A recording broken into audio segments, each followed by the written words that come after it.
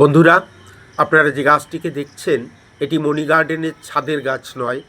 এই গাছটি আমার বাড়ির নিচের একটা জমির কোণে অযত্নে বেড়ে উঠেছে। দেখুন কি সুন্দর সূর্যের আলো পড়েছে গাছের পাতায়। এটি একটি ডুমুর গাছ, এটি কাকডুমুর। ডুমুর অনেক প্রকারের হয়। এই কাকডুমুর, যজ্ঞ ডুমুর বা জাগ ডুমুর বা আরেক ধরনের মধ্যপ্রাচ্যের যে বিদেশি ডুমুরগুলো আমরা পাই সেগুলোকে বলা হয় আঞ্জির। এই আঞ্জিরের কথা বুদ্ধ সাহিত্যে রয়েছে, কোরআনে রয়েছে। আমরা বহু পুরাণে আমরা এই আঞ্জিরের উল্লেখ পাই। দেখুন ডুমুর ধরেছে, কি সুন্দর ছোট্ট ছোট্ট ফল। এই ফলগুলো তুলে নিয়ে গিয়ে তরকারি করে খাওয়া হয়। অত্যন্ত আয়রন সমৃদ্ধ এই ফল বাজারে কিনতে পাওয়া যায়। এর মধ্যে শ্বাসটা যদিও পাতলা, বীজটা অনেক বড় ও অনেক বেশি হয়। যাই হোক, ডুমুর আমরা খাই, ডুমুর আমরা খাবো।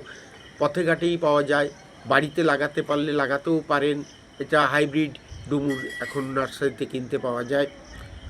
যজ্ঞ ডুমুর পুজোর আর্চায় কাজে লাগে। অতএব ডুমুর আমাদের জীবনের সঙ্গে জড়িত। কবি জীবনানন্দ দাশ লিখেছেন, ছাতার মতন বড় পাতাটির নিচে বসে থাকে ভোরের দোয়েল পাখি। পাখিরা এর নিচে আশ্রয় পায়, বাসা বাঁধে। দেখুন কি সুন্দর বড় বড় পাতা। সাথে থাকবেন, মনি গার্ডেনকে সাবস্ক্রাইব করে।